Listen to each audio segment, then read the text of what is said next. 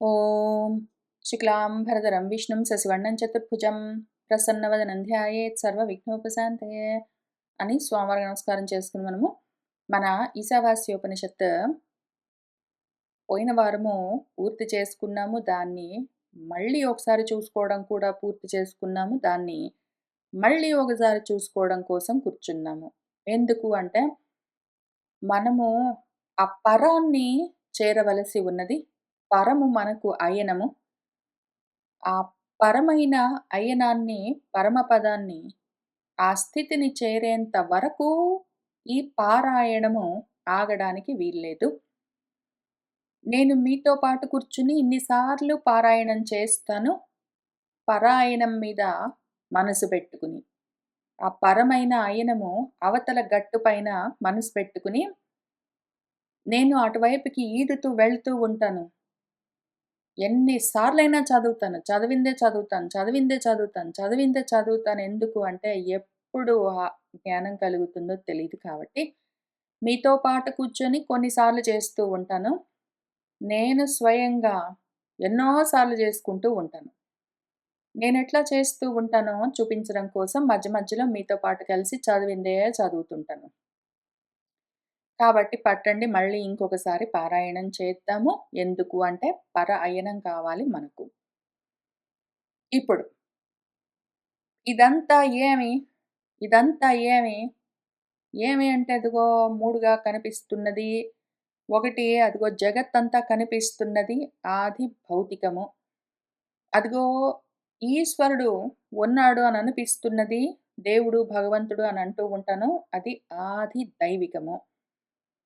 అని ఈ రకంగా చూడ్డం మొదలుపెట్టగానే నేను అని ఒకటి తయారవుతుంది. ఎందుకంటే నేను చూస్తున్నాను. అదిగో నేను చూస్తున్న జగత్తు. అదిగో నేను నమస్కారం చేస్తున్న ఈశ్వరుడు అని నేను అని ఒకటుంటుంది. అది ఆధ్యాత్మికము. ఇప్పుడు ప్రాబ్లమ్ ఏంటి అంటే, ఈ ఈక్వేషన్‌ని ఎట్లా సాల్వ్ చేసుకోవాలి అంటే 3 అయిపోయింది గదా! ఇది. ఈ 3 అయిపోయిన దాంట్లో నుంచి ముందు 2 వేరు చేసి చూద్దాము. ఈశ్వరుణ్ణి, జగత్తుని ఆ 2 ఏంటి, ఏంటి, ఏది దేనికి అని అర్థం చేసుకొని, జగత్తుని ముందు కొంచెంసేపు పక్కన పెడదాం. ఈశ్వరుడు ఇంతకీ ఎవరు అంటే నేనే అని అర్థం చేసుకుందాం. ఆ రకంగా నేనే ఈశ్వరుడు, అహం బ్రహ్మాస్మి అన్నామంటే, ఈ 2 ఒకటయ్యేసరికి ఇంక 3 జగత్తన్నది ఉండదు. లేదా ఇంకొక రకంగా చూద్దాము. ఆ బ్రహ్మమే ఈ జగత్తుగా వ్యాపించి కనిపిస్తున్నది. అది కానిది వేరేది ఇంకేమీ లేదు అని కనీసం ఈ 2 కలిపేసామంటే, ఆ 2 ఒక్కటయ్యాయంటే అది నేనే అని తెలుస్తుంది. పోనీ ఆ రకంగానైనా సరే ఆ ఈక్వేషన్‌ని మనం సాల్వ్ చేయొచ్చు. లేదా నేనే ఈ జగత్తుగా వ్యాపించి ఉన్నాను అనుకోగానే ఈశ్వరం గూడా నేనవుతాను. ఆ రకంగా కూడా మళ్ళీ ఆహ్, ఈక్వేషన్ సాల్వ్ చేయొచ్చు. అయితే ఎంతవరకైతే మనం ఈ జగత్తున ఈశ్వరుణ్ణి వేరుగా చూస్తూ, ఆ రెండిటికి నన్ను నేను వేరుగా చూసుకుంటూ ఉన్నానో, ఎంతవరకైతే ఆధ్యాత్మికము, ఆది దైవికము 2 వేరుగా ఉన్నాయి. నేను వేరు, ఈశ్వరుడు వేరు అనుకుంటున్నానో, అంతవరకు ఈ జగత్తుంటుంది. ఇంక దానివల్ల రకరకాల మోహాలతో, రకరకాల ఆసురీ లోకాలతో, అసువుల పైన రమించే లక్షణమున్న జన్మలతో, ఆ అంధత్వము, ఆత్మ దర్శనం లేని జీవితాలతో, చీకట్లతో, అజ్ఞానాలతో నిండి ఆత్మహత్యలు చేసుకుని జంతువుల్లాగా ఉంటారు జనాహ. ఇది మన ప్రాబ్లమ్. ఈ ప్రాబ్లమ్‌ని సాల్వింగ్ ఎట్లా చేసుకోవాలని ఫస్ట్ మంత్రంలో ముందే చూసాము. ఈ ప్రాబ్లమ్‌ని, ఈ ఈక్వేషన్‌ని సాల్వింగ్ చేసే పద్ధతి ముందే చూసుకున్నాము. ఇప్పుడు దాన్ని ఎట్లా విప్పదీసుకుంటూ వెళ్ళాలి అని చూపిస్తూ ఉన్నారు. అది చూద్దాము. నువ్వు ఇంక కలకాలం కర్మలు చేస్తూ ఉందాము అనుకున్నావంటే, ఎల్లకాలము ఈ గుడ్డి చీకట్లతో నిండిన అజ్ఞానపు లోకాలు, ఆసరీ తత్వాలతో ఉన్న జన్మలు, ప్రాణాల మీద తీపులతో, మమకారాలతో, అహంకారాలతో అట్లనే ఉంటూ ఉంటావు, పోతూ ఉంటావు అని చెప్పారు. ఆ తర్వాత 4 మంత్రంలో అదసలు కదులుతూ ఉంటుంది. కదలకుండా ఉంటుంది, దూరంగా ఉంటుంది, దగ్గరగా ఉంటుంది. ఆ డౌటున్నది మనసు కన్నా వేగంగా ఉంటుంది. దాన్ని ఇంద్రియాలు పట్టుకోలేవు. అది పరిగెడుతూ ఉన్నట్టే ఉంటుంది గానీ, నిలబడి చూస్తూ ఉంటుంది. అది అన్ని చోట్ల ఉంటుందని అవన్నీ చెప్తూ, తస్మిన్ అపహ మాతరిష్వ దధాతి అని చెప్పిన ఇక్కడ మాటి మాటికి వెళ్లి నిలబడి ఆలోచిస్తుంటాను. నా మనస్సులో నేను విచారణ ఎట్లా చేస్తానని చూపిస్తాను. ఇది కొత్తగా నేను కనిపెట్టిన మెథడేం గాదు. నేను వాడేదాన్ని నేను ఊరికనే చెప్తున్నాను. ఇట్లా అందరూ జేసుకుంటారేమో. ఎవరి మనసులో ఎవరెట్లా భావన జేసుకుంటారో నాకు తెలిసేందుకు అవకాశం లేదు. నేనెట్లా జేసుకుంటున్నానో నేను చూపిస్తాను. నా మనసులో ఇట్లాంటివి కొన్ని కొరకరాని కొయ్యల్లాంటివి దంచడానికి కష్టంగా ఉన్నవి కొన్ని ఎక్కడెక్కడున్నాయో వాటిని ఒక చెక్క ప్లేట్ మీదో ఏదో ఒకటి పలక మీద రాసినట్టు వాటిని రాస్తాను మనసులోనే. రాసి ఒక గోడ మీద మనసులో ఒక గోడ మీద అనేది తగిలిస్తాను.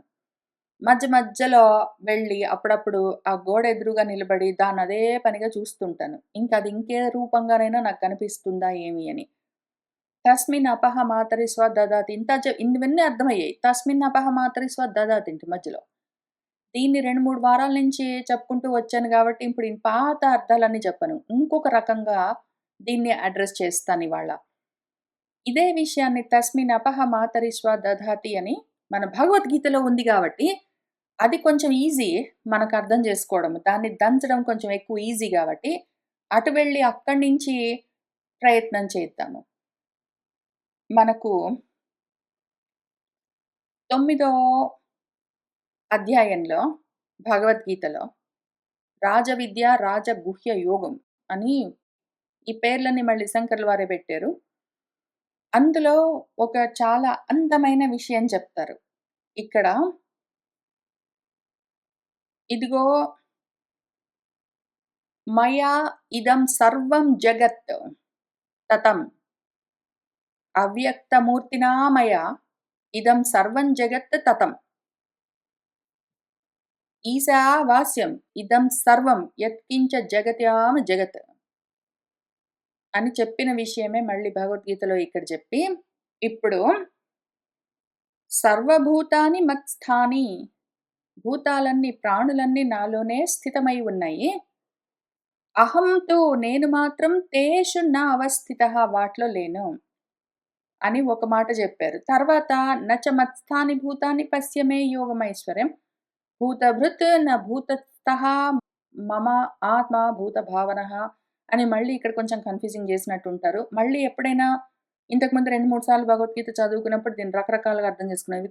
విచిత్రమైన సెంటెన్స్ ఫార్మేషన్స్ ఇవి. విచిత్రంగా ఉంటాయి. ఇక్కడే ఏం జెప్పారు, సర్వభూతాలు నాలోనే ఉన్నాయి. వాటిలో నేను లేను అన్నారు.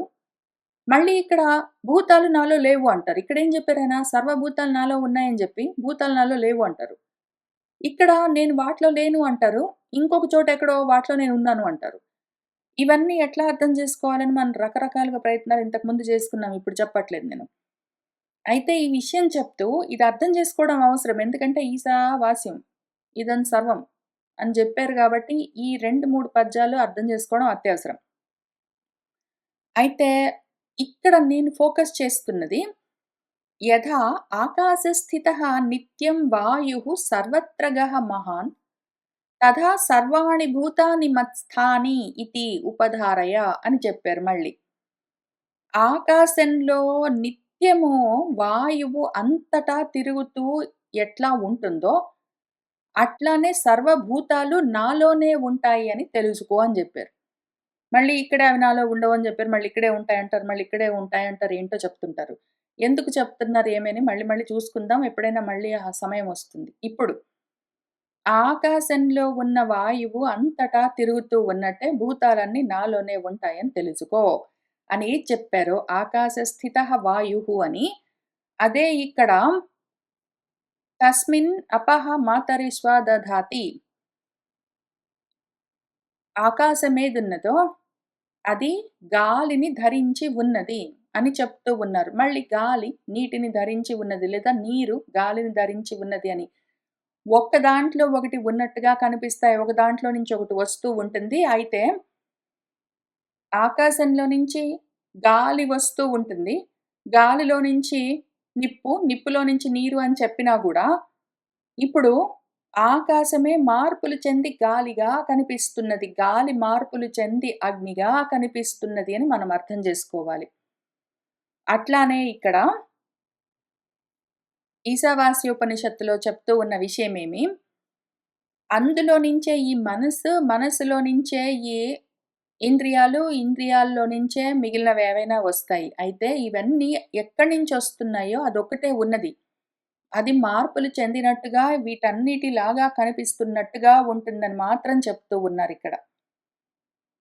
కాబట్టి ఇక్కడ మనకి నాలుగో మంత్రంలో ఈశావాస్యంలో ఏం చెప్తున్నారో, అదే మళ్ళీ ఇక్కడ తొమ్మిదో అధ్యాయంలో ఆరో శ్లోకంలో చెప్తూ ఉన్న విషయము. భగవద్గీత ఎంత క్లోజ్‌గా ఉంటుందంటే, మళ్ళీ తైత్తిరీయోపనిషత్తులో గూడా చాలా మంత్రాలు మన వ్యాసుల వారు భగవద్గీతలో ఉంచారు. సరే ఇంతకి దాన్ని ఏదో విధంగా అట్లా అర్థం చేసుకున్నాక, ఇంతకి అదొకటున్నది. అందులో నుంచి అన్నీ వస్తాయి వేరువేరుగా ఉన్నట్టుగా కనిపిస్తాయి గానీ, ఉన్నదంతా ఒకటే. మళ్ళీ యహత్ సర్వాణి భూతాని ఆత్మని ఏవ అనుపశ్యతి సర్వేషు భూతేషు చ ఆత్మానం తతః న విజుగుప్సతే అవన్నీ ఎట్లా చెప్పుకుంటూ వచ్చారో అవన్నీ చూసాం మనం. ఇది ఎవడైతే విజానతః తెలుసుకున్నవాడున్నాడో, వాడికింక మోహము లేదు, శోకము లేదు అని చెప్పుకుంటూ వచ్చారు. సరే అంతా బానే ఉంది గానీ, ఇక్కడ మళ్ళీ కొంచెం చాలా ఎక్కువ కాంప్లికేషన్ లాగా ఉంటుంది కాబట్టి, దీన్ని మళ్ళీ ఒకసారి అర్థం చేసుకుందాము. మళ్ళీ మొదలుపెడదాం. ఎవరైతే అవిద్యను చేరుతారో, ఉపాసిస్తారు అంటే, ఉపాసన అంటే ఉపసమీపే దగ్గరికెళ్లి ఉండడం. ఎవరు అవిద్యతో కూడి ఉంటారో, వాళ్ళు ఆత్మజ్ఞానము లేని, ఆత్మని దర్శనం చెయ్యలేని చీకట్లలో, అజ్ఞానంలోకి ప్రవేశించి ఉన్నారని అర్థం జేసుకో. అయితే ఎవరైతే విద్యను కోరుకుంటారో వాళ్ళు కూడా ఇంతే అని మన ఈశావాస్యోపనిషత్తు ఎందుకు చెప్తున్నది? ఎందుకు అంటే చాలామంది విద్యలంటే ఏమి? అవిద్య అంటే ప్రాపంచికమైన అవిద్య. వాడికెక్కువ చదువు లేదు. వాడు కొంచెం మొద్దులాగా ఉంటాడు. వాడికి విషయాలు తొందరగా అర్థం గావు. చాలా పెద్ద పెద్ద చదువులన్నీ చదువుకోలేదు అని ఏది చెప్తామో, లేదా ఇల్లిటరేట్స్ అని పిలుస్తాము చదువుకోని వాళ్ళని. ఈ కాలంలో అటువంటి వాళ్ళెవ్వరు లేరు. ప్రతి వాళ్ళు బళ్ళకెళ్ళి చదువుకుంటున్నారు. కానీ ఆ రకంగా చదువు లేని వాళ్ళని అవిద్యతో ఉన్న వాళ్ళని చెప్తారు. చదువుకున్న వాళ్ళంటే బడికెళ్తారు. వాళ్ళు గ్రాడ్యుయేషన్స్ అవన్నీ ఫినిష్ చేసుకుంటారు. ఉద్యోగాలు తెచ్చుకుంటారు. లేతే మానుకుంటారు. కూర్చుంటారు. వాళ్ళెవరున్నారో వాళ్ళందరూ విద్యతో కూడి ఉన్నవాళ్ళు అని అనుకుందాము. మన శంకర్ల వారు వీళ్ళు అవిద్యాపరులంటే ఊరికే కర్మలు చేసుకుంటూ ఉన్నవాళ్ళు. విద్యలతో ఉన్నవాళ్ళంటే ఉపాసనలు చేస్తూ ఉన్నవాళ్ళని కర్మ, ఉపాసన గురించి చెప్పారు. ఇప్పుడు మన వేదం ఏం చెప్తున్నదంటే, ఈ విద్యను, ఆ అవిద్యను రెండిటిని కలిపి చూడు. రెండూ అవిద్యే. ఇక్కడ 9వ మంత్రంలో చెప్పిన విద్య వేరు. 11వ మంత్రంలో చెప్పిన విద్య వేరు. ఇక్కడ 9వ మంత్రంలో విద్యలుగా చెప్తున్నవి 2 ప్రాపంచికమైన విషయాలు. ఈ లోకాలకు సంబంధించిన విషయాలు. ఇహపరాల గురించిన విషయాలు. అయితే 10వ మంత్రంలో ఈ ఇహపరాలు సాధించడం కోసము వేదాభ్యాసం చేసిన వాళ్ళు విద్యాపరులు. వేదాభ్యాసం లేని వాళ్ళు, చదువు లేని వాళ్ళందరూ అవిద్యాపరులు. అసలు చదువే లేకపోతే వాళ్ళు చీకట్లలోకి వెళ్ళిపోతారు. చదువుకున్నాం అనుకోని వేదాన్ని వాళ్ళకిష్టం వచ్చినట్టు అన్వయం చేసుకుంటూ, అర్థం చేసుకుంటూ, దాన్ని వాళ్లకు పనికొచ్చే విధంగా వాడుకుందామని చూస్తూ ఉన్న వాళ్ళందరూ అంతకన్నా కటిక చీకట్లలోకి వెళ్ళిపోతారు అని మన వేదం చెప్తే, అయితే అందులో గూడా ఒకవేళ నువ్వు ప్రాపంచికమైన విషయాలు ఇహం కోసమే ఆలోచించావంటే, నీకు కొన్ని రకాల ఫలితాలుంటాయి. నువ్వు ఈ పూజలు చేశావంటే, ఈ వ్రతాలు చేశావంటే, ఈ రకంగా ఉన్నావంటే, ఇటువంటి కర్మలు చేశావంటే, నీకిటువంటి లాభాలుంటాయి. ఇటువంటి ఫలితాలు కలుగుతాయి అని చెప్తారు. ఒకవేళ లేకపోతే, నువ్వు విద్యతో కూడి దేవతా జ్ఞానంతో, ఉపాసనతో అని శంకర్ల వారు చెప్పారు. ఆ విధంగా పరం కోసం, ఇహపరాల్లో పరం కోసం అంటే పరాత్ పరం గాదు. ఇహపరాల్లో పరం కోసం గొప్ప లోకాలొస్తాయి, ఊర్ధ్వ గతులు గలుగుతాయి అని ప్రయత్నం చేశావంటే ఊర్ధ్వగతులు గూడా మనకవసరం లేదు. ఎందుకంటే గతి ఉండాలి అంటే మనము గమ్యానికి వేరుగా ఎక్కడో ఉండాలి. మనమే గమ్యము. అయి ఉన్నాము అన్న ఆత్మ దర్శనం ఉన్న వాళ్ళకసలు ఊర్ధ్వగతులు గూడా అవసరం లేదు. అయితే ఇవన్నీ గూడా ఏవేవైతే ఇహాలు, పరాలు కలుగుతాయి, ఊర్ధ్వ గతులు కలుగుతాయి, నాకు అభ్యున్నతి, శ్రేయస్సు కలుగుతుంది అని కోరుకుంటూ ఉంటారో అవన్నీ కూడా అవిద్యలే. ఎందుకు? ఇక్కడ చెప్తున్న అవిద్యకు అర్థమేమి అంటే, వేద జ్ఞానం లేకపోవడము. ప్రాపంచికమైన కర్మలు చేస్తూ ఉండడము. లేదా ప్రాపంచికమైన జ్ఞానం కూడా లేకపోవడము. ప్రపంచంలో ఉద్యోగం చేయడానికి వాటికి పనికొచ్చేంత ఎడ్యుకేషన్ లేకపోవడము. అని ఏ రకంగానైనా చెప్పుకోవచ్చు. అది అవిద్య. విద్య అంటే ఏమి? ఈ లోకాలొస్తాయి, ఆ లోకాలొస్తాయి, వేదం చెప్పినట్టు చేశానంటే నాకు పుణ్యం కలుగుతుంది అని ఇటువంటి విద్య. ఇక్కడ విద్యా విద్యలను ఏది చెప్తున్నదో మన ఈశావాస్యోపనిషత్తు 9వ మంత్రంలో, అది మళ్ళీ 11వ మంత్రంలో క్లారిఫై చేస్తూ ఉన్నది. ఇక్కడ అవిద్య అని చెప్పిందేదున్నదో, ఆ విద్య, అవిద్య ప్రాపంచికమైన ఈ ప్రపంచాలకు, ఈ లోకాలకు సంబంధించింది ఇహపరాల కోసం బతికున్నంత వరకు నాకు బాగుంటుంది. నేను చనిపోతే గొప్ప లోకాలొస్తాయి అని అనిపించి వాటి కోసం చేసే ప్రయత్నాల కోసం కలిగే విద్య అంతా. దాని గురించి గూడా ఆలోచన లేకుండా ప్రపంచం కోసమే ప్రయత్నం చేసుకుంటూ ఉన్న అవిద్య అంతా. మొత్తం కలిపి అవిద్యే. మొత్తం కలిపి అవిద్యే. ప్రతిది అవిద్యే ఎంతవరకు ఆత్మ జ్ఞానం లేకుండా ఉన్న విద్య, ఆత్మ జ్ఞానానికి ఆత్మ విద్య కాకుండా ఉన్నదేదైనా అవిద్య ఇంతకది. ఆత్మ విద్య కాకుండా ఉన్నదంతా అవిద్యే అని ఒకవేళ వాడు తెలుసుకున్నాడంటే, రెండిటిని కలిపి విద్యా విద్యలు 2 అవిద్యే అని ఒకవేళ వాడు తెలుసుకుంటే దానివల్ల ఆత్మ విద్య తెలిసింది అంటే, ఆత్మ విద్య కలిగింది అంటే వాడికి ఆత్మ జ్ఞానం కలిగింది అంటే ఆత్మ ఏంటో తెలుస్తుంది. వాడే అయి ఉంటే వాడికి మరణం ఎందుకుంటుంది? ఉన్నదంతా వాడే అయితే వాడికింక చావుండదు.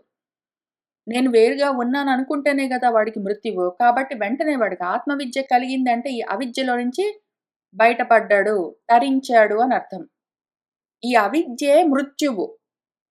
ఆత్మ విద్య లేకపోవడము ఈ అవిద్యనే మృత్యువు. దాంట్లో నుంచి వాడు బయటపడతాడు. అప్పుడేమవుతుంది? విద్య కలుగుతుంది. ఇది మామూలు విద్య గాదు. ఇక్కడ చెప్పిన విద్య గాదు. ఇక్కడ చెప్పిన విద్యో, ఇక్కడ చెప్పిన విద్యో గాదు. 9లో, 10లో చెప్పిన విద్య గాదిది. 11లో చెప్పింది బ్రహ్మ విద్య, ఆత్మ విద్య. ఆత్మ మళ్ళీ బ్రహ్మ 2 వేరుగా లేవు. ఆత్మే బ్రహ్మ. అహం బ్రహ్మ. ఇప్పుడు ఆ బ్రహ్మ విద్య లేదా ఆత్మ విద్య తెలిసింది అంటే ఇంకా అదే అమృతము మరి. మృతత్వం ఉండదింక. నేనెవరో నాకు తెలిస్తే, నేనే బ్రహ్మమని తెలిస్తే నాకు మృత్యువెందుకుంటుంది? కాబట్టి మన ఉపనిషత్తు 9లో ప్రపంచంలో విద్యలను ఎట్లా చూస్తారని చెప్పి, దానివల్ల ఎటువంటి ఫలితాలు కలుగుతాయని అనుకుంటారు అని చెప్పి, ఇక్కడ ఇహపరాలు సాధించడానికి ఉన్న విద్యలు ఏవైతే ఆత్మ దర్శనం చేయించవో అవన్నీ అవిద్యలే. అందులో నుంచి దాటావంటే నువ్వు మృత్యువుని భయాన్ని దాటుతావు. ఒకవేళ నీకు బ్రహ్మ విద్య కలిగిందంటే మాత్రం అదే అమృతత్వము అని చెప్తూ ఉన్నది. కాబట్టి పేర్లట్లనే కనిపిస్తాయి. విద్య అని కనిపిస్తాయి.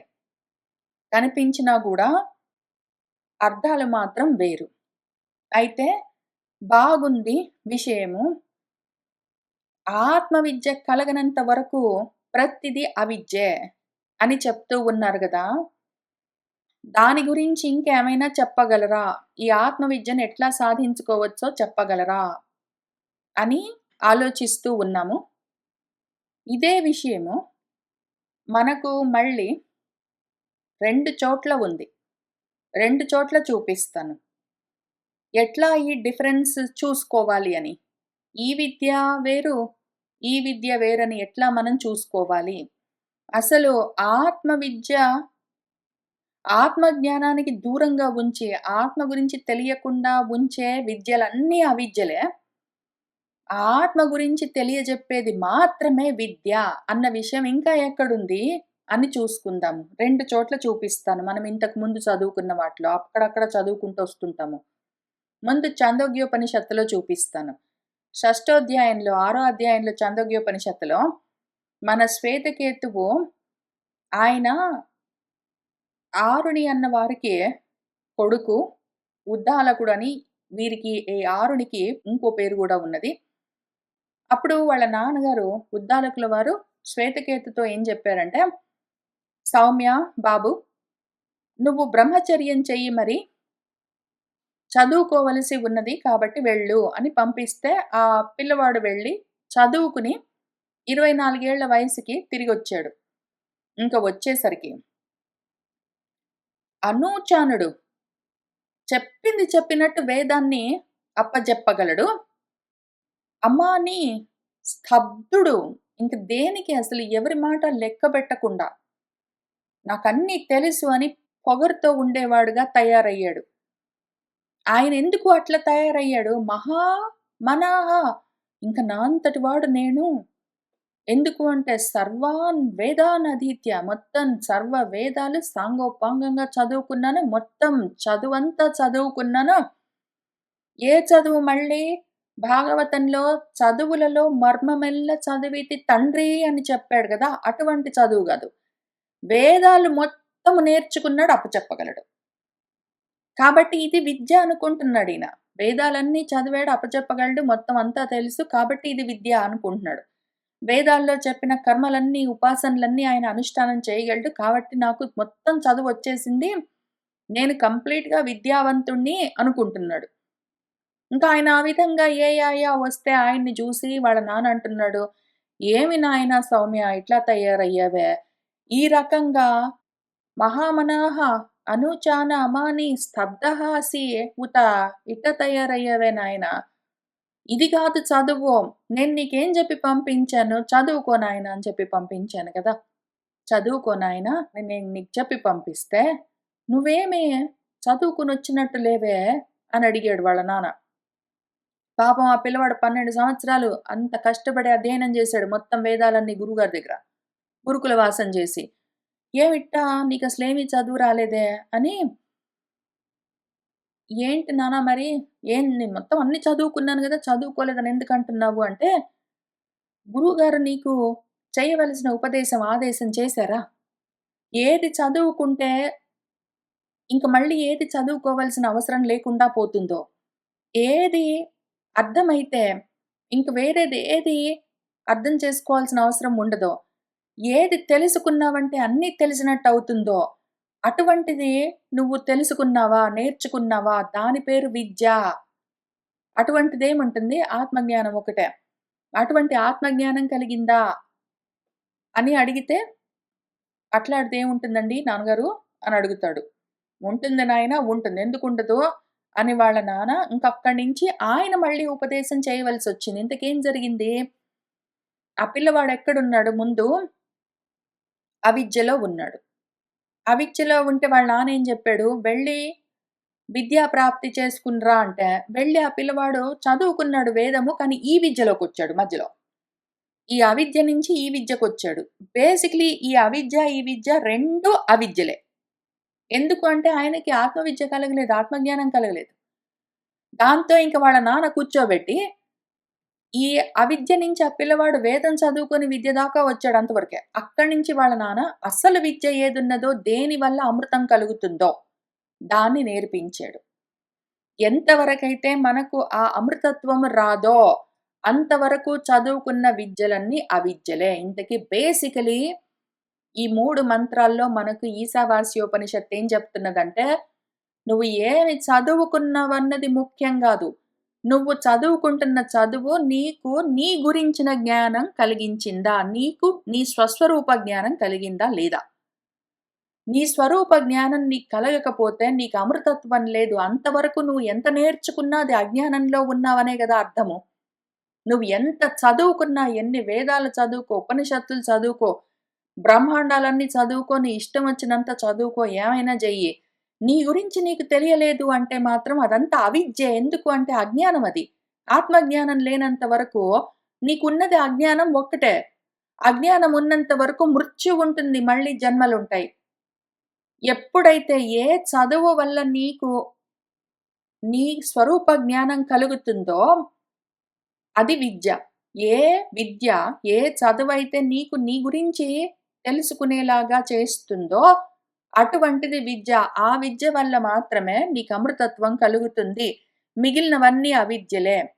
అటువంటి అవిద్యలను, అటువంటి మృత్యువుని దాటితేనే నీకు ఈ అమృతత్వం కలిగేది. అవిద్యను, అహంకారాన్ని, అజ్ఞానాన్ని, ఆత్మజ్ఞానానికి దూరంగా ఉండడాన్ని, ఆత్మహత్యలను, ఆత్మద్రోహాలను మానుకుని వాటి దాటితేనే నీకు అమృతత్వము, అభయము కలిగేది అని చెప్తూ ఉన్నది. ఇంతకీ మన ఈశావాస్యం 3 మంత్రాల్లో చెప్పిన విషయం అది. విద్య అంటే ఏమి? నీ గురించి నీకు తెలిపేది ఆత్మ విద్య. అది కానిదంతా నువ్వు ఎంత చదువుకున్నా సరే అంతా అవిద్య. ఇదే విషయం మళ్ళీ భగవద్గీతలో చూపిస్తానన్నాను గదా! ఇందులో కూడా చూపిస్తాను. జ్ఞాన విజ్ఞాన యోగం అన్న పేరుతో ఉన్న ఈ 7వ అధ్యాయంలో మళ్ళీ అదే విషయము. ఇదిగో నీకు నేను ఒక జ్ఞానాన్ని నేర్పిస్తాను. మొత్తం నేర్పిస్తాను. మొత్తం జ్ఞానం. ఏ జ్ఞానం నేర్పిస్తాను నీకు? ఏ జ్ఞానం వల్లైతే నువ్వు ఏది తెలుసుకున్నావంటే ఇంక మళ్ళీ తెలుసుకోవలసింది ఏది ఉండదో అటువంటి జ్ఞానం. ఆత్మ జ్ఞానం కలిగితే మళ్ళీ ఇంక వేరేవన్నీ నేర్చుకోవలసిన, తెలుసుకోవలసిన, వినవలసినది అవసరం ఉండదు. ఏ ఆత్మ జ్ఞానం కలిగితే ఇంక వేరే జ్ఞానాలేవి అవసరం ఉండవో అటువంటి ఆత్మ జ్ఞానాన్ని నేను నీకు ప్రవచనం చేస్తాను అని భగవంతుడు ఏది చెప్పారో అదే విషయము చాందోగ్యోపనిషత్తులో మనం చదువుకున్నది. ఏది చదువుకోవడం వల్ల ఇంక మళ్ళేది చదువుకోవలసిన అవసరం ఉండదో అటువంటిది మనం చదువుకోవలసిన, తెలుసుకోవలసిన ఆత్మజ్ఞానం, ఆత్మ విద్య. మన గురించి మనకు తెలియట్లేదు ఇంకా అంటే, ఎంత తెలుసుకున్నా గూడా అది ఇంకా అవిద్యనే అని అర్థం చేసుకోవాలి మనకు. ఇంకా మిగిలిందంటే, ఇంకా తెలుసుకోవాల్సింది మిగిలింది అంటే, ఇంకది అవిద్య అని అర్థం, అజ్ఞానం అని అర్థం. ఇప్పుడు అయితే అంతా బాగుంది గానీ, అర్థమైంది క్లియర్‌గా. కనీసం నాకర్థమైంది. కనీసం నాకర్థమైంది. ఏదైతే నేనెవరో నాకు తెలుపుతుందో అది మాత్రమే విద్య. మిగిలినవన్నీ అవిద్యలు. నా స్వరూప జ్ఞానం నాకు కలిగితేనే అది జ్ఞానం అది. నేనెవరు అన్న విషయం తెలిస్తే నేనే ప్రజ్ఞానం బ్రహ్మ. అది తెలియనంత వరకు నేను అజ్ఞానంలోనే ఉన్నానని అర్థం. అంటే మృత్యువులో ఉన్నానని అర్థం. అయితే ఈ జ్ఞానము, ఆత్మ జ్ఞానము, ఆత్మ విద్య ఎట్లా కలుగుతుంది మరి? ఆ విషయం గూడా చెప్పవలసిన బాధ్యత మన ఉపనిషత్తుకున్నది గాబట్టి తర్వాత 3 మంత్రాల్లో ఈ విషయాన్ని, దీన్ని ఎట్లా సాధించాలి అని చెప్తూ ఉన్నది. ఎట్లా అంటే, దీన్ని చదువుకుంటే మనం నేర్చుకోలేము. ఆత్మ విద్యను, ఆత్మ జ్ఞానాన్ని చదువుకోవడం వల్ల తెలుసుకోలేము. దాన్ని అనుభూతిలోకి మార్చుకుంటేనే మనకు తెలుస్తుంది అని ఇక్కడ కొత్త విషయము అసంభూతి, సంభూతి అని మొదలుపెట్టి దాని గురించి ఎక్స్‌ప్లెయిన్ చేస్తూ ఉన్నది. ఎంత నీకు ఆత్మజ్ఞానం కలిగింది, ఎంత ఆత్మ విద్య కలిగింది అని నీకెట్లా తెలుస్తుంది? ఆత్మానుభూతి నీకు కలిగినప్పుడు. ఆత్మ జ్ఞానం వేరు, ఆత్మానుభూతి వేరు గాదు. నువ్వు చదువుకోవడం వల్ల నీకు ఆత్మజ్ఞానం కలిగింది, చదువుకోవడం వల్ల ఆత్మ విద్య కలిగింది గాదు. నువ్వు చదువుకున్న విద్య వల్ల నీకు కలిగిన జ్ఞానం వల్ల నీకు వెంటనే రావాల్సిందేంటి అంటే ఆత్మానుభూతి కావాలి. ఈ అనుభూతులనే సంభూతులని గూడా పిలుస్తాము. అనుభూతులు అంటే అనుసరించి కలిగే భూతులు. భూతి అంటే విభూతి, వైభవము. మళ్ళీ విభూతి యోగమని మనకు భగవద్గీతలో మొత్తం ఒక చాప్టర్ అంతా జెప్పారు. భూతి అంటే ఉన్నది అని అర్థము. సంభూతి అన్నా, విభూతి అన్నా, అనుభూతి అన్నా అంతా అదే. సంభూతి అంటే సమ్యక్ భూతి. భూతి అని పిలుస్తారు. భూతం అన్నది వస్తువు ఒకటి ఉన్నది. ఆత్మతత్వాన్ని, ఆత్మను, పరబ్రహ్మాన్ని, పరబ్రహ్మాన్నే పరమాత్మ అంటారు. లేదా షార్ట్‌కట్‌లో బ్రహ్మ అంటారు. లేతే ఆత్మ అంటారు. దీనికే ఇంకొక పేరు భూత వస్తువు. భూతం దాని పేరు భూతం. ఆ భూతం గురించిన అనుభవం ఏమున్నదో అది భూతి. అది సమ్యక్‌గా, సమగ్రంగా ఆ అనుభూతి కలిగిందంటే, ఆత్మానుభూతి కలిగిందంటే దాని పేరు అమృతత్వం. దాని పేరు బ్రాహ్మీభూత స్థితి. మళ్ళీ భూత స్థితి. బ్రాహ్మీభూత స్థితి అన్నా, సంభూత స్థితి అన్నా, అనుభూత స్థితి అన్నా, అనుభవమన్నా, సంభవమన్నా, బ్రాహ్మీభూతం ఏది పేరు పెట్టి పిలిచినా విషయం అది. మనకది అనుభవంలోకి రావాలి. నేనెవరు అన్నది నాకు తెలియాలి. ఇన్ఫర్మేషన్ తెలియడం గాదు. అది ఎక్స్‌పీరియన్స్‌గా మారాలి. ఎక్స్‌పీరియన్స్‌గా మారితే అది అనుభూతి అవుతుంది. ఇన్ఫర్మేషన్ తెలిస్తే ఎక్స్‌పీరియన్స్ ఎందుకవుతుంది? ఇప్పుడు అది మన గోల. ఇప్పుడేమైంది ఇక్కడికయిపోలేదు. ఇప్పుడు ఏదో చదువు లేదంటే సరే చదువుకుంటాను. దానిదేముంది ఏమైనా చదువుకుంటాము. భగవద్గీత చదువుతాము, చాందోగ్యోపనిషత్తు చదువుతాం, ఈశావాస్యోపనిషత్తు చదువుతాము, భగవద్గీత చదువుతాం, అన్నీ చదువుతాము. చదవడం వల్ల ఉపయోగం లేదు. ఏ చదువైతే నీకు ఆత్మవిద్యను చెప్తుందో దానివల్ల నీకు అమృతత్వం కలుగుతుంది అని జెప్తారు. సరే చదువుకున్నాం మొత్తము ఆత్మవిద్యను జెప్పే చదువే గదా మనం చదువుకుంటున్నది మరి. ఉపనిషత్తులన్నీ ఆత్మవిద్యనే చెప్తాయి మరి. అమృతత్వం ఇంకా కలగలేదే అంటే కలగదు మరి. నీకు ఊరికనే చదువుకుంటే కలుగుతుందేంటి? నీకది అనుభూతిగా మారాలి. ఈ అనుభూతులు అంటే అనుభవాలు నాకెంత గొప్ప అనుభూతి కలిగిందండి. గొప్ప అనుభవం కలిగింది అని చెప్తాము. అటువంటి అనుభూతులన్నీ అసంభూతులు. అవన్నీ ఏదో ప్రకృతిలో విషయాలు. యాక్చువల్‌గా సంభూతులు లేదా అనుభూతులుంటాయి. అనుభవాలు. ఏదో వంకాయ కూర తిన్నాను. నాకొక గొప్ప అనుభవం కలిగింది. ఏదో పలానా చోటికెళ్ళి నయాగ్రా ఫాల్స్ అన్నీ చూసొచ్చాను. జలపాతాలన్నీ. దాంతో గొప్ప అనుభవం, అనుభూతి కలిగిందంటే, ఆ అనుభూతులన్నీ ఉంటాయి. ప్రాపంచికం అన్నీ ఆది భౌతికమైన అనుభూతులు. కొన్నెట్లా ఉంటాయంటే, అసంభూతులుంటాయి. అవి అవ్యక్తంగా ఉంటాయి. కొన్నిప్పుడు ఏదో పలాంది తిన్నాను కాబట్టి నాకు చాలా సంతోషంగా ఉంది. కొన్నిటికి ఏమి అకారణంగా సంతోషంగా అనిపిస్తుంది. అకారణంగా హ్యాపీగా అనిపిస్తుంది. ఎంత సంతోషం గొప్ప అనుభూతండి. ఇది గొప్ప అనుభవము. అది చాలా బాగుంది నాకు అనేదో చెప్పుకుంటాం మనము. ఏం అనుభవం? ఏమి చేసావు? ఎందుకు నీకటువంటి అనుభవం అంటే, ఏమో చెప్పలేనండి. అది చెప్పరానంత గొప్ప అనుభవం కలిగింది. అకారణంగా నాకటువంటి అనుభూతి మిగిలింది అనేంటో చెప్తాం. అటువంటి ప్రాపంచికమైన అసంభూతులు, అసమగ్రమైన, అపరిపూర్ణమైన అనుభూతులన్నా, సంభూతులన్నా అవే. అవి ఎన్ని ఉన్నా గూడా పైగా భూతి అంటే మళ్ళీ ఈ రకంగా గూడా చూద్దాం. భూతి, విభూతి, వైభవము, వస్తువులవన్నీ పెట్టుకుంటాం గదా! గొప్ప భూతి కాములు అని పిలుస్తారు. అంటే ఐశ్వర్య కాములని అర్థము. భూతి అన్నా, విభూతి అన్నా, ఐశ్వర్యమన్నా అట్లాంటివి. ప్రాపంచికమైనవి అసంభూతులు. అవి ఆ విభూతులన్నీ అసంభూతులు. ఎందుకు అంటే అసంపూర్ణంగా ఉంటాయవి. కొంచెం కొంచెం ఉంటాయి. ప్రాపంచికమైన అనుభూతులు, అనుభవాలు, వస్తువులు అవన్నీ అసంపూర్ణంగా ఉంటాయి గాబట్టి అవన్నీ అసంభూతులు. అసంపూర్ణమైన భూతులు. ఈ అసంపూర్ణమైన భూతులు, అసంభూతులు ఇవైనా చాలు. ఏదో కొంచెం సంతోషంగున్నా పర్వాలేదండి. అప్పుడప్పుడు గొప్ప అనుభవం ఉన్నా గూడా చాలా సార్లు ఏడుపులు, దుఃఖాలు, శోకాలు, మోహాలతోటే ఉంటామండి మనము. అందరం అట్లానే ఉంటాం గదా! అప్పుడప్పుడు గొప్ప అనుభూతి కలుగుతుందండి. అట్లాంటిది ఒక్కటున్నా చాలు జీవితానికి అని అట్లా అనుకుంటారు గదా! అటువంటివి ఉంటే చాలా మరి? పర్మనెంట్‌గా ఎల్లకాలము శాశ్వతంగా ఉండేదొద్దు నీకు? టెంపరరీవి అసంపూర్ణంగా ఉండే విభూతులు గావాలా? అటువంటివన్నీ అసంపూర్ణంగా ఉన్నవన్నీ సంపూర్ణము. పూర్ణమదః పూర్ణమిదం అని మళ్ళీ ఈశావాస్యం ఎందుకు అన్ని సార్లు చెప్పిందా? పూర్ణం లేకపోతే అసంపూర్ణంగా ఉన్నదంతా పనికిరాదు మనకి. అసంపూర్ణంగా ఉన్నవి ఏవో వస్తువులు, అసంపూర్ణంగా ఉన్న అనుభవాలు, అసంపూర్ణంగా ఉన్న జ్ఞానాలు. ఇటువంటి భూతులన్నీ పెట్టుకొని నువ్వు వాటి వెంటబడితే ఆత్మ జ్ఞానం లేక నీకు ఆత్మ దర్శనం ఇవ్వగలవా? నువ్వు సంపాదించుకున్న వస్తువులు గాని, నువ్వు సంపాదించుకున్న జ్ఞానం గాని, నువ్వు సంపాదించుకున్న వైభవాలు ఏవైనా సరే, నీలో ఉన్న విభూతులు ప్రతి వాళ్ళలో ఏదో ఒక విభూతి ఉంటుంది మరి. ప్రతి వాళ్ళలో ఏదో ఒక విభూతి ఉంటుంది. నాలో ఇదిగో ఈ పద్యాలన్నీ చదివి, మంత్రాలన్నీ చదివి అర్థం చెప్పే విభూతి నాలో ఉన్నది మరి. చెప్పగలను. కంప్లీట్‌గా ఉన్నదంటే అసంభూతి. అసంపూర్ణంగా ఉన్న విభూతి నాలో.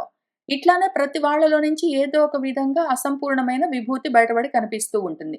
వాడేం చేస్తాడు, ఆ అసంపూర్ణమైన విభూతి జ్ఞానం వాళ్ళలో కొంచెం కొంచెంగా ఉంటే ఖండ జ్ఞానం. దాంతో అసంపూర్ణమైన విభూతులు ప్రాపంచికమైన ఐశ్వర్యాల కోసం వెంటబడతాడు వాడు. వాటిని ఉపాసిస్తాడు. పోయి వాటి దగ్గర కూర్చుంటాడు.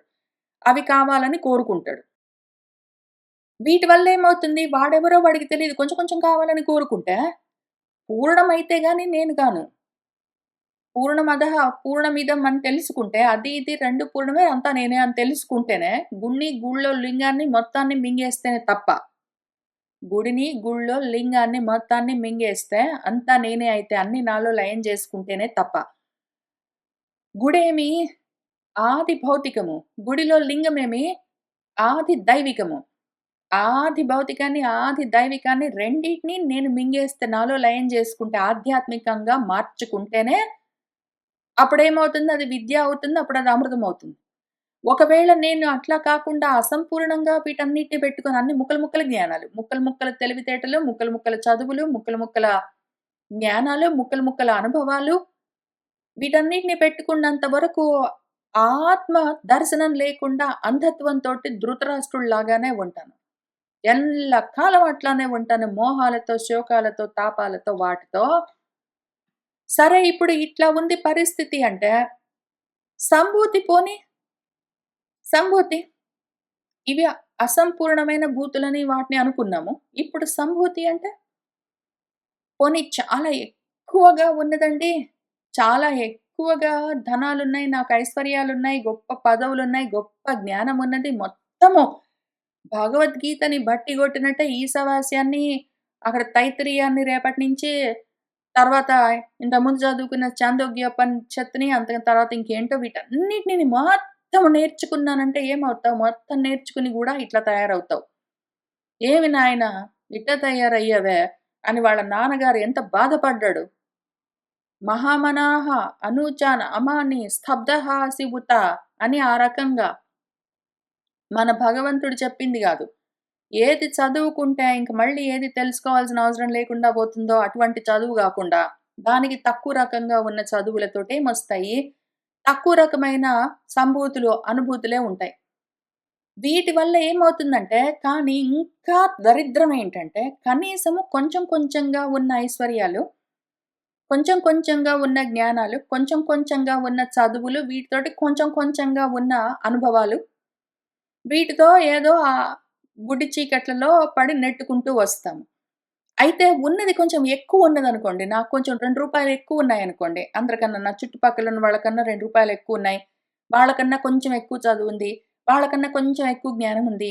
వాళ్ళకన్నా కొంచెం ఎక్కువగా ఏదో మాట్లాడే శక్తి ఉన్నది, తినే శక్తి ఉన్నది, ఇంకేంటో చేసే శక్తులున్నాయంటే, దానివల్ల ఇంకా ఎక్కువ మోహం కలుగుతుంది.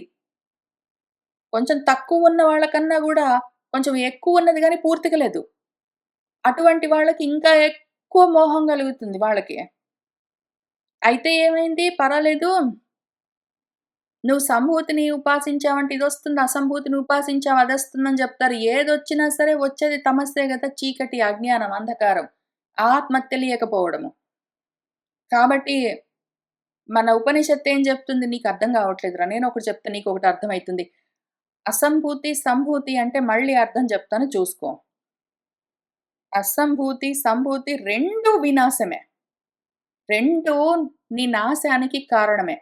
ప్రాపంచికంగా ఇహపరాలు కోరుకుంటూ నువ్వు ఎంత సంపాదించినా సరే నీకు నువ్వెవరో తెలియట్లేదంటే, నిన్ను నువ్వు అనుభవించట్లేదంటే, నిన్ను నువ్వు అనుభవించట్లేదంటే ఎంతవరకు రావాలి మనము? తేన త్యక్తేన భుంజిధాః స్థితికి రావాలి. ఈ మొత్తము జగత్ దాని మీద మోహమంతా వదిలిపెడితే, నువ్వెవరో నీకు తెలిస్తే నిన్ను నువ్వు అనుభవిస్తావు. ఆత్మారాముడివవుతావు. నిన్ను నువ్వు అనుభవిస్తావు. ఆత్మానుభవం కలిగిందాకా నీకు ఏ అనుభవం ఉన్నా సరే, అన్ని అనుభవాలు అసంపూర్ణమైన అనుభవాలు, అన్నీ వినాశాలు. నశించిపోతావు. చస్తూ ఉంటావు, పుడుతూ ఉంటావు. దీన్ని దాటవలసి ఉంది. ఈ వినాశమన్న మృత్యువుని నీకేదో ఉంది అని చూసుకుని నువ్వు అందరికన్నా నాకెక్కువుందంటావు. అందరికన్నా నాకెక్కువ ఉండడానికి అందరెక్కడున్నారు? ఎక్కువ తక్కువలెక్కడున్నాయి? ఉన్నదంతా ఒకటే, అది నువ్వే సమమై ఉండగా. ఆ విషయం ఎప్పుడు తెలుస్తుందో అప్పుడు నీకు సంభూతి కలుగుతుందంటే ఆత్మానుభూతి కలుగుతుంది. దాంతో మాత్రమే అదే అమృతత్వం. అది కలగకపోతే మాత్రం అంతకన్నా దాన్నొక్కదాన్ని వదిలిపెట్టి నువ్వు ఇంక ఎన్ని అనుభవాలు సాధించినా గూడా అన్నీ వినాశమే కలిగిస్తాయి. ఏదైనా సరే నీ దగ్గర కొంచెం డబ్బులున్నాయి, కొంచెం చదువుంది, కొన్ని వస్తువులున్నాయి, కొంచెం పేరు ప్రతిష్టలున్నాయి, కొంచెం ఏదో పదవులున్నాయి, అధికారాలున్నాయి. ఇంకేముంటాయి ఇట్లాంటివే గదా! అందముంది, వయస్సుంది, ఆరోగ్యముంది ఇంకివే గదా ఉండేవి. ఇవి కొంచెం కొంచెం ఉన్నాయంటే, ఉంటే ఉన్నాయి ఇవన్నీ నాకున్నాయి అనుకున్నావు అంటేనే అజ్ఞానంతోటుంటావు అదంతా తమస్సు. కాక ఇవన్నీ నాకెక్కువున్నాయనుకున్నావనుకో, ఇంక దానికన్నా ఎక్కువ చీకట్లలో ఉన్నావు నువ్వు. అన్నీ నేనే అన్న విషయం తెలిసి ఆత్మానుభూతి ఎప్పుడు కలుగుతుందో, అప్పుడే అమృతత్వం. మిగిలినవన్నీ వినాశం అని చాలా క్లియర్‌గా. విద్య కావాలి. విద్య వల్ల ఏమొస్తుంది? ఆత్మానుభూతి అని ముందు 3 మంత్రాల్లో ఆత్మ విద్య గురించి చెప్పి, తర్వాత 3 మంత్రాల్లో ఆత్మ విద్య వల్ల రావలసిన ఆత్మానుభూతి గురించి చెప్పింది మన ఉపనిషత్తు. ఇంకా తర్వాత మళ్ళీ ఇక్కడ ఇదే విషయము. అదిగో కళ్ళెదురుగా ఉన్న సూర్యమండలం ఉంది గదా! అది ఉంటే ఉన్నదండి కానీ ఉపనిషత్తు గారు. అది ఆది భౌతికము. అందులో ఉన్న లోపల ఉన్న పూషన్, ఏకర్షి, యముడు, సూర్యుడు, ప్రజాపత్యుడు ఉన్నాడు గదా! ఉంటే ఉన్నాడండి ఉపనిషత్తు గారు. అదంతా ఆది దైవికము. ఇంతకీ మీకొక విషయం అర్థం గావట్లేదు ఉపనిషత్తు గారు. మీరు నాకు చూపిస్తున్నవన్నీ ఆది దైవికాలు, ఆది భౌతికాలన్నీ అహమస్మి నేనే అని ఎప్పుడైతే మనం చెప్పగలుగుతామో, అప్పుడు ఇంక అన్నీ ఎక్కడివక్కడ సమసిపోతాయి. అందుకని మనము జ్ఞాపకం తెచ్చుకోవాల్సింది, జ్ఞాపకం తెచ్చుకోవాల్సింది, జ్ఞాపకం తెచ్చుకోవాల్సింది, జ్ఞాపకం తెచ్చుకో, గుర్తు చేసుకో, గుర్తు చేసుకో, గుర్తు చేసుకో అని చెప్తూ ఉన్నది మనకు ఉపనిషత్తు. చివరికి మనం చేరవలసిన స్థితి ఏమి? సోహమస్మి, ఆ ఉన్నదంతా నేనే అని నాకు తెలియాలి. నేను పూర్ణం. అదహ ఇదమని కనిపిస్తున్నదేదైనా సరే, పూర్ణం ఏవ అహం ఏవ అని తెలిస్తే నేను మురిగినట్ట ఉంటానంతే. అక్కడికి వెళ్ళిందాకా మన సాధన ఆగడానికి వీల్లేదు. దాంతో మనము ఇవాళ మళ్ళీ ఇంకొకసారి ఈశావాస్యోపనిషత్తు చూసుకోవడము పూర్తి చేసుకున్నాము. మళ్ళీ అవసరమైతే మళ్ళీ వెనక్కొద్దాము. సర్వం శ్రీకృష్ణ పరబ్రహ్మ పాదారవిందార్పణమస్తు.